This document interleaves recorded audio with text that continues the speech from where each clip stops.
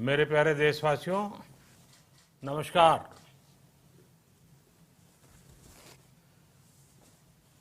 Corona वैश्विक महामारी के खिलाफ लड़ते लड़ते अब हम अनलॉक 2 में प्रवेश कर रहे हैं और हम उस मौसम में भी प्रवेश कर रहे हैं जहां सर्दी, जुकाम, खांसी, बुखार ये सारे न जाने क्या क्या होता है, ये मामले बढ़ जाते हैं। ऐसे में मेरी आप सभी देशवासियों से प्रार्थना है कि ऐसे समय अपना ध्यान रखिए।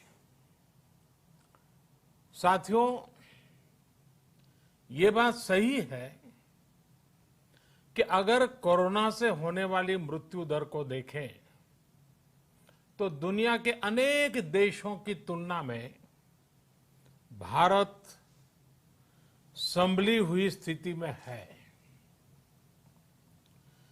समय पर किए गए लॉकडाउन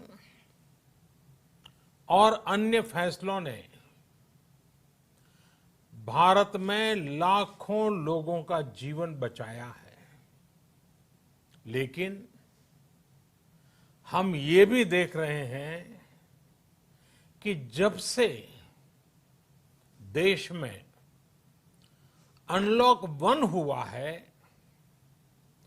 व्यक्तिगत और सामाजिक व्यवहार में लापरवाही जरा बढ़ती ही चली जा रही है।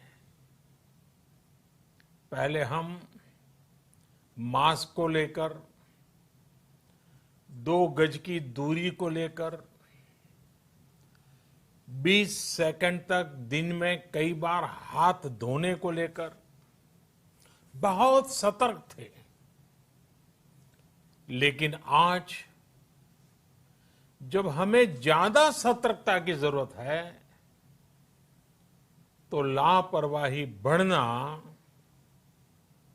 बहुत ही चिंता का कारण है। साथियों, लॉकडाउन के दौरान बहुत गंभीरता से नियमों का पालन किया गया था।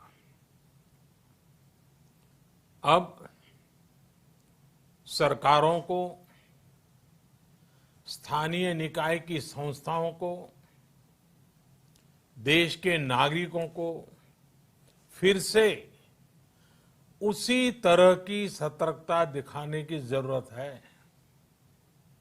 विशेषकर कंटेनमेंट जोन्स, उस पर तो हमें बहुत ध्यान देना होगा। जो भी लोग नियमों का पालन नहीं कर रहे हैं, हमें उन्हें टोकना होगा, रोकना होगा और समझाना भी होगा। अभी आपने खबरों में देखा होगा, एक देश के प्रधानमंत्री पर 13,000 रुपये का जुर्माना इसलिए लग गया क्योंकि वो सार्वजनिक स्थल पर मास्क पहने बिना गए थे। भारत में भी स्थानीय प्रशासन को इसी चुस्ती से काम करना चाहिए। ये 130 करोड़ देशवासियों के जीवन की रक्षा करने का अभियान है। भारत में गांव का प्रधान हो या देश का प्रधानमंत्री, कोई भी नियमों से ऊपर नहीं है। साथियों, लॉकडाउन के दौरान देश की सर्वोच्च प्राथमिकता रही ऐसी स्थिति न आए कि किसी गरीब के घर में चूल्हा न जले। केंद्र सरकार हो, राज्य सरकारें हो, सिविल सोसाइटी के लोग हों, सभी ने पूरा प्रयास किया कि इतने बड़े देश में हमारा कोई गरीब भाई बहन भूखा न सोए। देश हो या व्यक्ति, समय पर फैसले लेने से, संवेदनशीलता से फैसले लेने से किसी भी संकट का मुकाबला करने की शक्ति अनेक गुना बढ़ जाती है। इसलिए लॉकडाउन होते ही सरकार प्रधानमंत्री गरीब कल्याण योजना लेकर आई। इस योजना के तहत गरीबों के लिए 2.25 लाख करोड़ रुपए का पैकेज दिया गया। साथियों, बीते 3 महीनों में 20 करोड़ गरीब परिवारों के जनधन खातों में सीधे 31,000 करोड़ रुपया जमा करवाए गए हैं। इस दौरान 9 करोड़ से अधिक किसानों के बैंक खातों में 18,000 करोड़ रुपए जमा हुए हैं। इसके साथ ही गांवों में श्रमिकों को रोजगार देने के लिए प्रधानमंत्री गरीब कल्याण रोजगार अभियान तेज गति से आरंभ कर दिया गया है। इस पर सरकार 50,000 करोड़ रुपए खर्च कर रही है। लेकिन साथियों, एक और बड़ी बात है जिसने दुनिया को भी हैरान किया है, आश्चर्य में डुबो दिया है। वो ये कि कोरोना से लड़ते हुए भारत में 80 करोड़ से ज्यादा लोगों को 3 महीने का राशन, यानी परिवार के हर सदस्य को 5 किलो गेहूं या चावल मुफ्त दिया गया। इसके अतिरिक्त प्रति परिवार हर महीने 1 किलो दाल भी मुफ्त दी गई। यानी एक तरह से देखें तो अमेरिका की कुल जनसंख्या से 2.5 गुना अधिक लोगों को, ब्रिटेन की जनसंख्या से 12 गुना अधिक लोगों को और यूरोपियन यूनियन की आबादी से लगभग 2 गुने से ज्यादा लोगों को हमारी सरकार ने मुफ्त अनाज दिया है। साथियों, आज मैं इसी से जुड़ी एक महत्वपूर्ण घोषणा करने जा रहा हूं। साथियों, हमारे यहां वर्षा ऋतु के दौरान और उसके बाद मुख्य तौर पर कृषि क्षेत्र में, एग्रीकल्चर सेक्टर में ही ज्यादा काम होता है। अन्य दूसरे सेक्टरों में थोड़ी सुस्ती रहती है। जुलाई से धीरे धीरे त्योहारों का भी माहौल बनने लगता है। अब आप देखिए, अभी 5 जुलाई को गुरु पूर्णिमा है, फिर सावन शुरू हो रहा है, फिर 15 अगस्त आएगी, रक्षाबंधन आएगा, कृष्ण जन्माष्टमी आएगी, गणेश चतुर्थी आएगी, ओणम होगा और आगे जाएं तो काटी बिहू है, नवरात्रि है, दुर्गा पूजा है, दशहरा है, दीपावली है, छठी मैया की पूजा है। त्योहारों का ये समय जरूरतें भी बढ़ाता है, खर्च भी बढ़ाता है।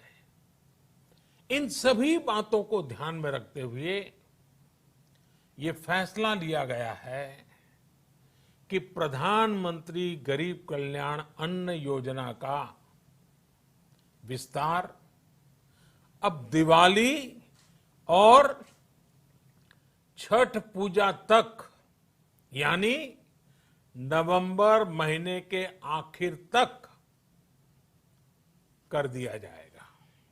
यानी 80 करोड़ लोगों को मुफ्त अनाज देने वाली ये योजना अब जुलाई, अगस्त, सितंबर, अक्टूबर, नवंबर में भी लागू रहेगी।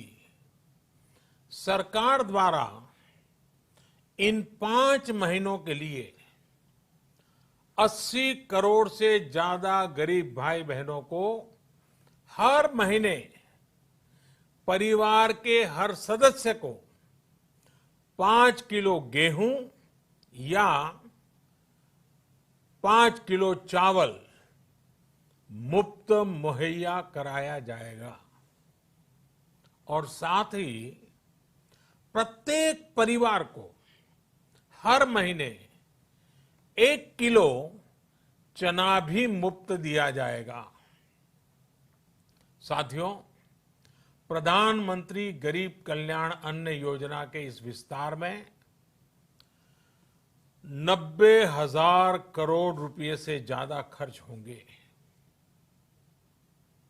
और अगर इसमें पिछले 3 महीने का खर्च भी जोड़ दें तो ये करीब करीब 1.5 लाख करोड़ रुपया हो जाता है।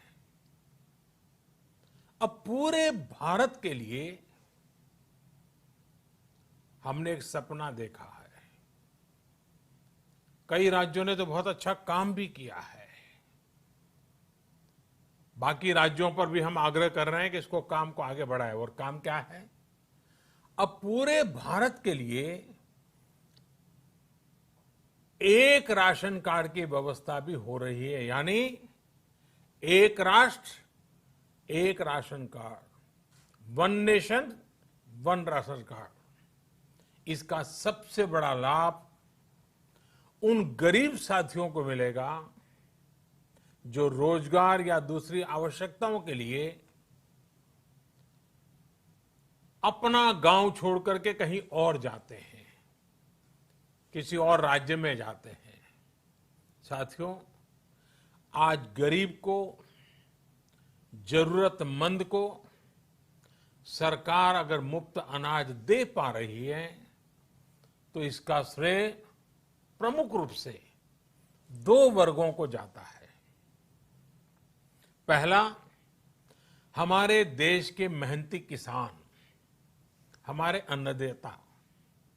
और दूसरा, हमारे देश के ईमानदार टैक्स पेयर। आपका परिश्रम, आपका समर्पण ही जिसकी वजह से देश ये मदद कर पा रहा है। आपने देश का अन्न भंडार भरा है, इसलिए आज गरीब का, श्रमिक का चूल्हा जल रहा है। आपने ईमानदारी से टैक्स भरा है, अपना दायित्व निभाया है, इसलिए आज देश का गरीब इतने बड़े संकट से मुकाबला कर पा रहा है। मैं आज हर गरीब के साथ ही देश के हर किसान, हर टैक्स पेयर का हृदय से बहुत बहुत अभिनंदन करता हूं, उन्हें नमन करता हूं। साथियों, आने वाले समय में हम अपने प्रयासों को और तेज करेंगे। हम गरीब, पीड़ित, शोषित, वंचित हर किसी को सशक्त करने के लिए निरंतर काम करेंगे।